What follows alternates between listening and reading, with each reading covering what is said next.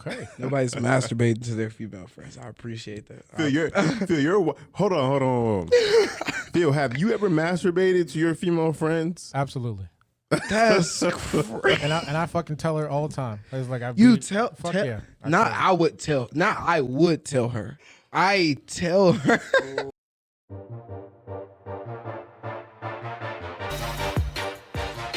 Welcome in, guys, to Black Sheep Radio, sponsored by Black Sheep Society and 4AM Global.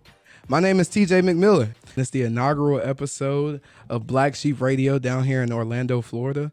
What a better way to start this off by introducing you guys to the first person that I've really met and connected with down here, man. Yes, sir.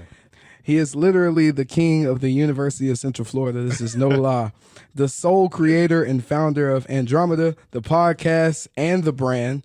Kev, how we feeling today, man? Yo, I just want to start off by saying absolute honor to be the first guest on the episode. It means a lot.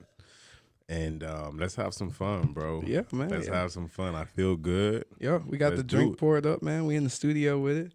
We gonna have a good conversation today, man, discussing a bit about, your background, your brand, Yes, sir. a little bit about your large PWI versus my smaller PWI, but both of our experiences there, as well as some social issues, man. So I appreciate you. Lately, you've been really busy. Got a lot going on. I see on social media, I see on your stories, you're always either at a museum, at the gym, shooting something with filming. Like, you got a lot going on, man. What are you doing on the regular now? On a regular basis, outside of my work field, I do asset management for Web3. Web3 pretty much is blockchain, crypto related. Copy. Is what I do for work on a daily basis. But outside of that, I try to dive into my creative element, right? Okay. Whether that's recording a podcast with some friends or just trying to get some cool content. I like to call them concepts. So I did a concept at the museum that you see me post. I did a concept at the train station, and every concept I do, it's me trying to paint a story and tell a picture of what, like, I'm using backgrounds and scenes to paint pictures of real life scenarios. Like the train concept I did was that's the journey. We're all on a journey. Like, you're on this journey right now. This is your first episode, right? And, Factuals. And this is the best part. Right, the best part is not when you have 100K followers. The best part is not when everybody is blowing your phone up or when this is 1 million views. The best part is right now, trying to make it work, trying to figure it out, trying to book guests. Like, and that's what I'm trying to do. I'm trying to bring real life scenarios. And I'm trying to conceptualize it with cool concepts. So that's what I do. I seen you did one in the airport too, didn't you? Airport. Did I? Think so. Yeah. I remember seeing it. I remember seeing you doing one in the airport. I seen the one. I did do one in the airport. I did do one in the airport. Yeah. Yeah, that was really dope. I was like, bro, I gotta link up with this guy on some of this content creation. With all that you got going on that you're balancing with the content creation and stuff, how are you mixing that in with your brand? Like, what's going on with the brand right now? Tell me a little bit about that. Yeah. So Andromeda is a brand I started in 2020 during the pandemic, really. And it was, I think a lot of people really got inspiration in the pandemic. Yes. It was, we're at home, what are we doing? And the name Andromeda always stood out to me, right? For those who don't know what the name means, it's Andromeda is the closest galaxy to our galaxy, the Milky Way. Okay. And for some strange reason, that name always resonated with me, right? So I was like, you know what? I'm going to create a brand out of this. And we started doing some podcasts. We started in 2020. We've been doing podcasts since then. And what the goal of that is just to be a podcast and a brand that resonates and connects with the everyday person. Yeah. We talk about real shit. We talk about real conversations. And like the conversations that people are afraid to have or that's not necessarily publicly acceptable to have, we have on our podcast, right? And it's like you go to a party, after the party, we're always having these random outlandish conversations, and I just try to mimic that environment on the podcast where it's real, it's uncut, it's genuine. Raw. Exactly. Yeah, and it's like that's what we do. Okay. I like that, man. A lot of people, I'm guaranteed this is going to be the first time that they found out that Andromeda is actually a galaxy. It's a galaxy, yeah. I was going to ask you that. That was one of my questions I had written down. I was like, where did you get that name and how did it stick with you? But I guess that makes perfect sense. Black sheep, I've felt like an outcast majority of my life. So that's where that came from. That's like something I always called myself in the back of my mind, like, man, you're a black sheep. You know, you're gonna go through this. This is what you got to take on. You know what I'm saying? Literally, what I want to be is an inspiration to those other people who feel the same way. Like you felt like you were left behind or overlooked, or you know what I'm saying, nobody's thinking about you, nobody's checking for you, but you still got to grind it out, man. You know what I'm saying? In a sense, it probably stuck with you, the Andromeda, because it's like, okay, we're next level, we're in another galaxy type thing. You know what I'm saying? So okay, I get exactly where that's coming from. Man, you guys got some really like impressive origins for your names. Mine is just all corny. I'm just, hey, I do podcasts and I'm a podcast doctor. There you go. Sometimes simple is better though, Phil. Hey, shout out to Phil, guys. Phil is my producer, for those of you who don't know. Really great guy. He's helping me get this set up, man. I really appreciate him. So we'll drink to Phil for that, man. And we on the tequila right now. So you know it's gonna be a lit episode. So what's next, man, for Andromeda? Like what you got planned? Man, I'm working on so much right now. Without giving me too much. I'll give it to you all. I'm working on so much right now, right? It's with Andromeda primarily it's booking some guests, doing more episodes.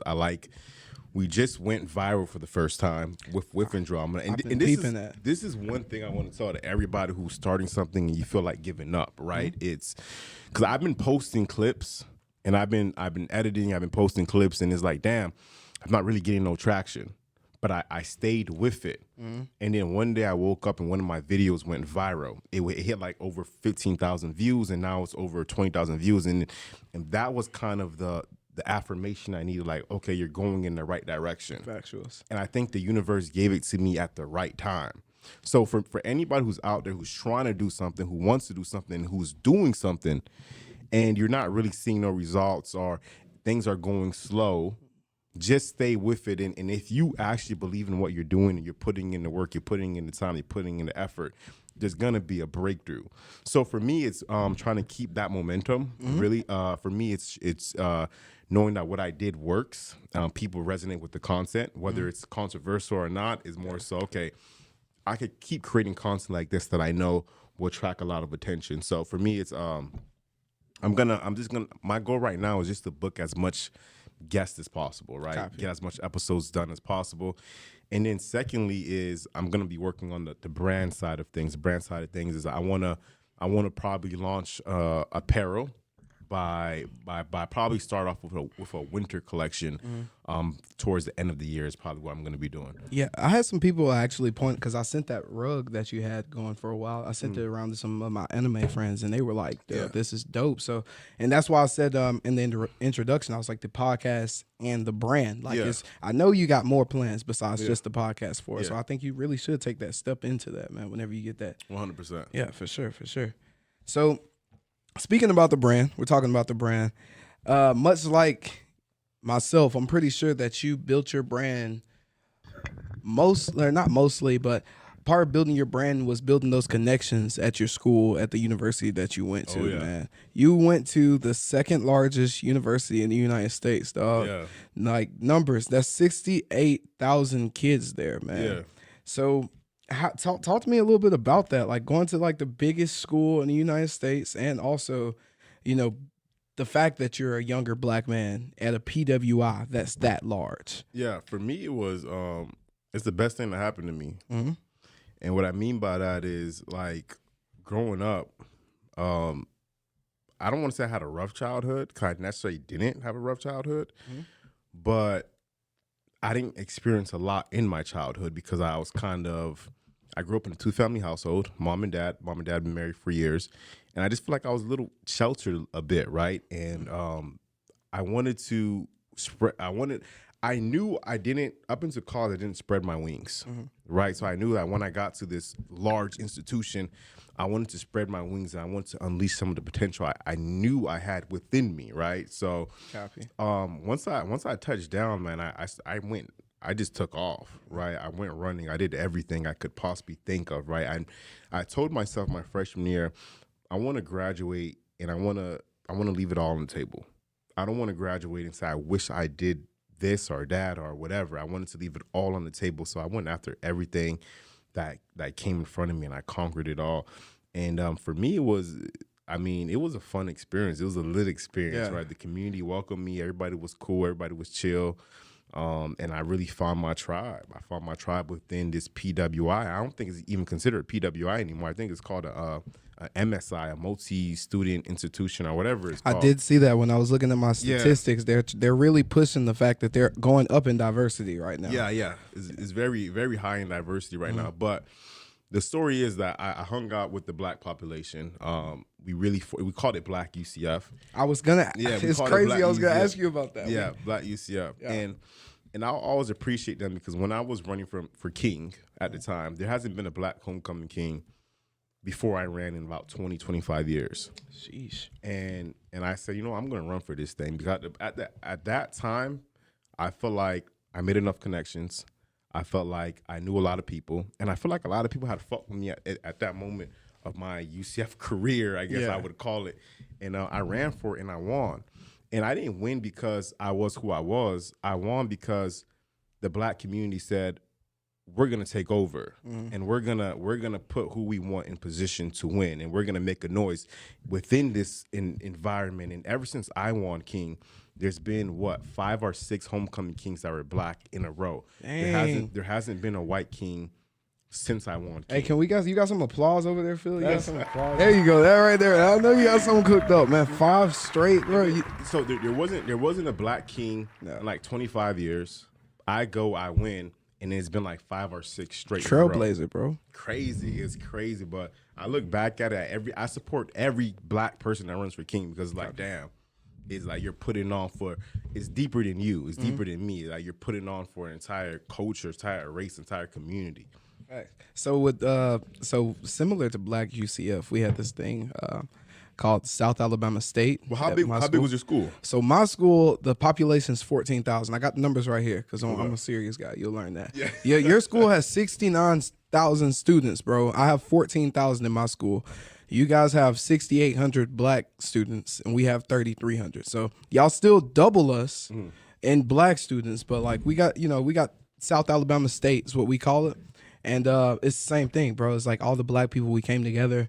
Whatever the goal was, came together to support, you know what I'm saying, the common goal. Like homecoming king a couple of years ago, a lot of the, not to say this in the wrong way, please, you know what I'm saying, don't take this the wrong way. A lot of the white guys, they were running together, they were splitting votes. Yeah. And there was one black guy, and we all came together, we got the black guy. Then we ended up with a black queen. Now, just like you said, we got, I think, 2 back-to-back black queens for homecoming. Yeah. Solid, bro. Like real trailblazing shit. So love that. Shout out to the small communities of black people on these PWIs sticking together, coming together to accomplish common goals, man. So it's deep, bro. Yeah, it's so deep because it's like there's power in numbers and there's power in community. And knowing that you have those numbers. But it's more so for me, and this is a little off topic, but it's more so for me is like, it's an experiment that worked on a smaller scale at my university and in your university.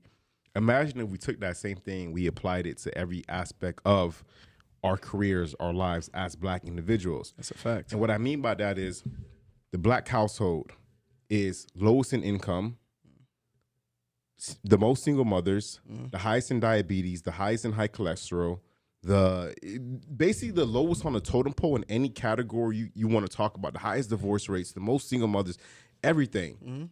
If we applied the same mindset as a community to want to uplift and elevate ourselves, where would we be?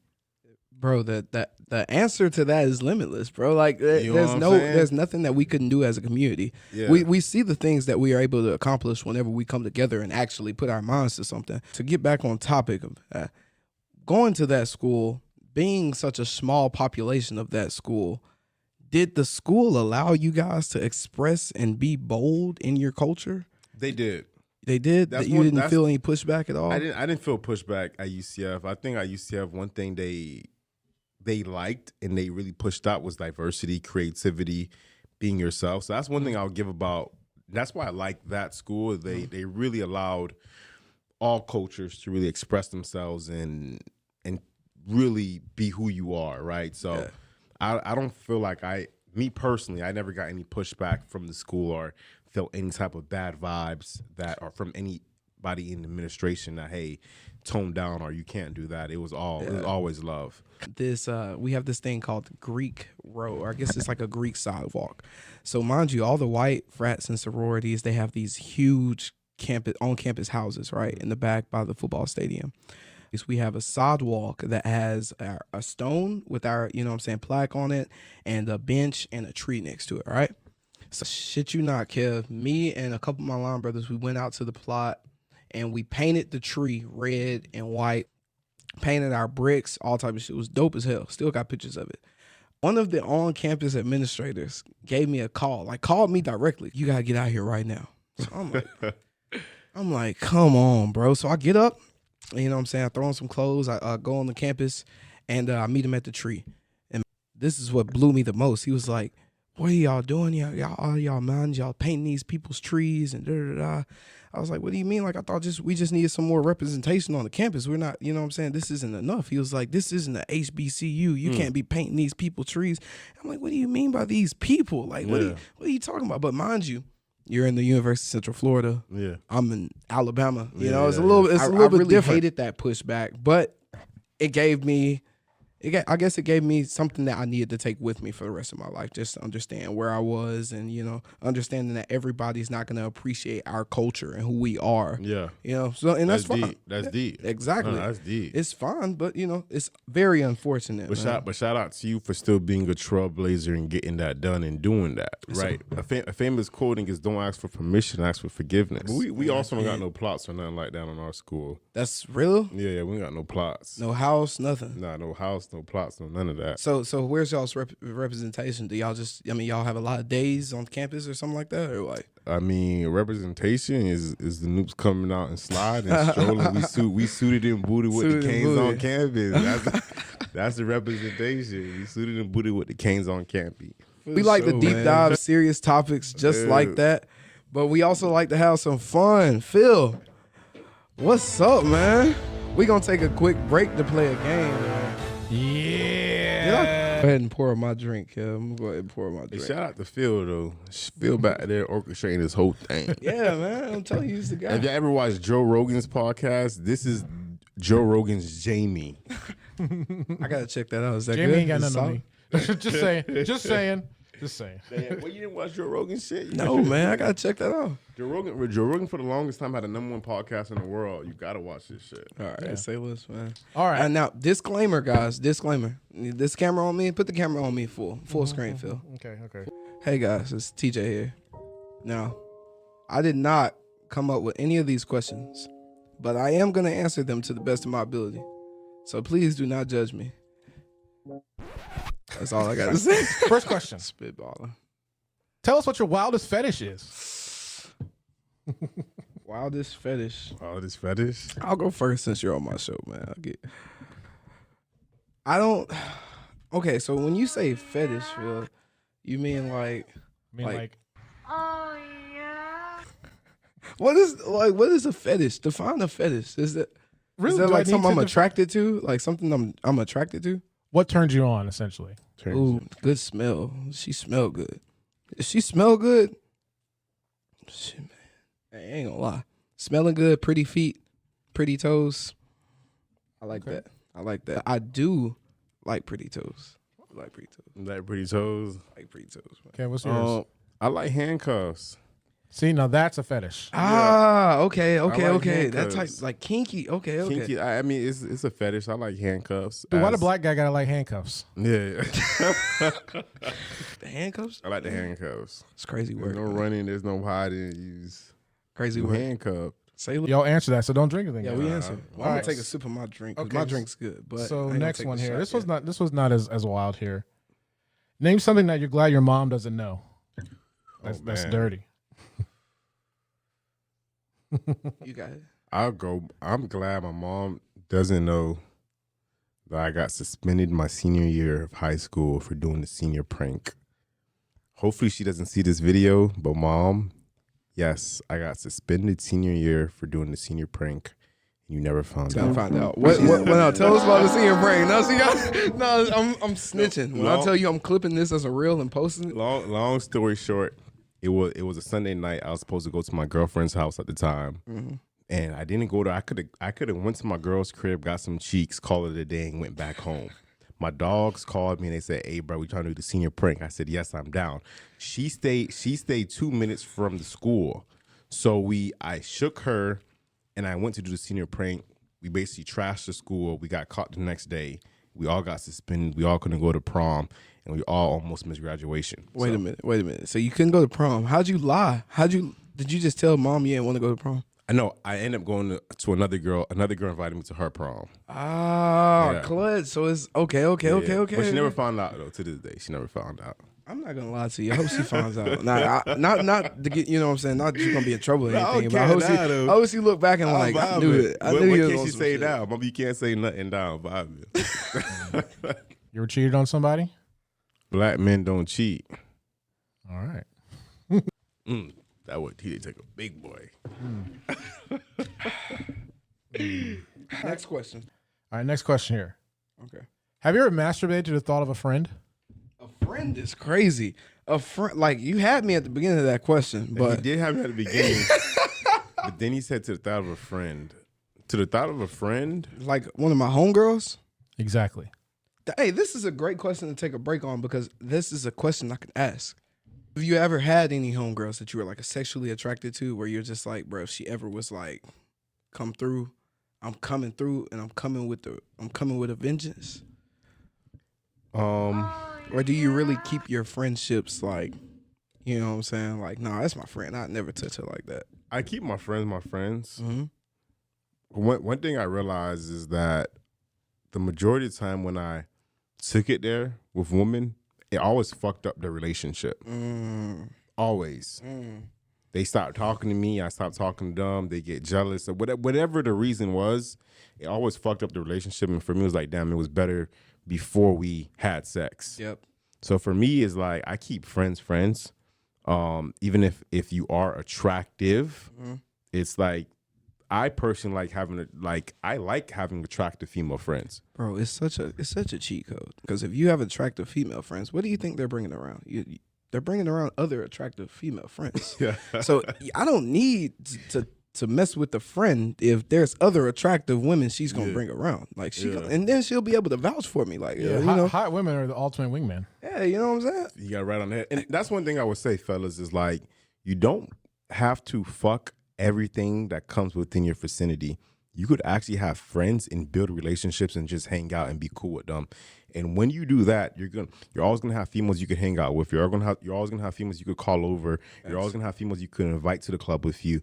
And it's just like it's a better experience than just that I'm just gonna fuck her a couple times and then like now you're grits. That's a fact. So that's it. Yeah. Everything doesn't have to be sexual when it comes to females is the biggest thing I learned as I grew up. Because when you're younger, it's like I don't want to say it's kind of like within the music we listen to within young boys is a competition. Like, yeah, I fucked her, but it's nah, man. It's I think as you get older, it's more so having women around you is a super benefit. And as I get older, it's like I like having women around me more than even having men around me sometimes. Yeah. Like I'll keep my partners around, like my closest friends, you know always, what I'm saying? Always. You know, I keep my dogs around, but like other than that, it's like, you know, just having some solid female friends. Like I got some solid female friends out in Texas right now. Shout out to Asia and T. Shout out to Lexi G back home. Like shout out to Jocelyn and Tia. I love my female friends, bro. Like, and you know what I'm saying? They have looked out for me several times. Just like he said, to my brothers out there, to my men out there, like, dude, cherish and value your female friends. Like you do not have to touch every woman that you come across. Yes, sir. That's real. That's deep. So to answer that question, Phil, no shot will be taken. No. Okay. Nobody's masturbating to their female friends. I appreciate that.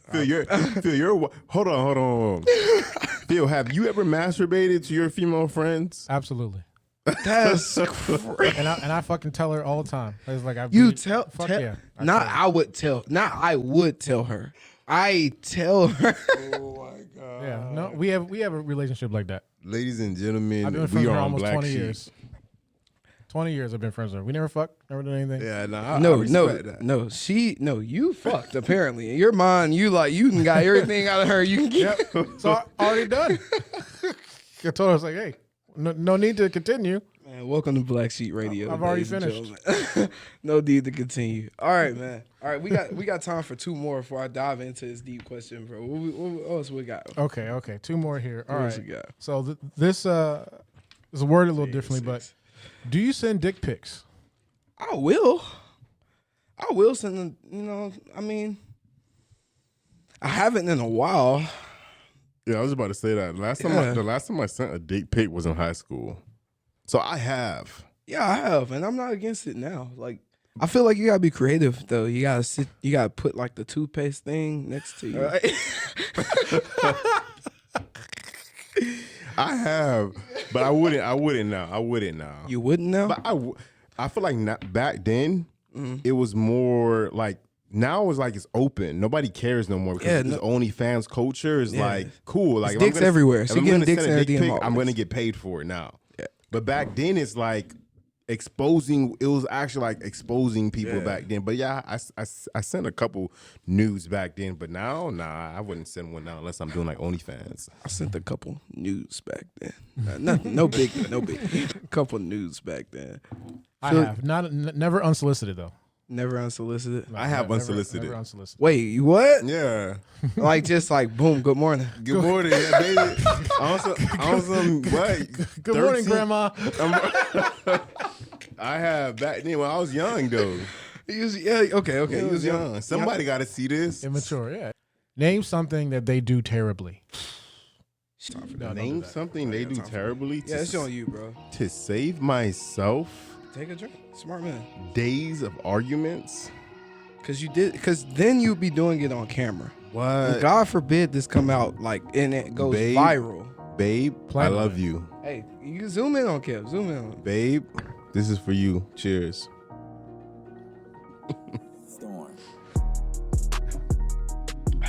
Phil trying to get us cased up. Facts though, like damn.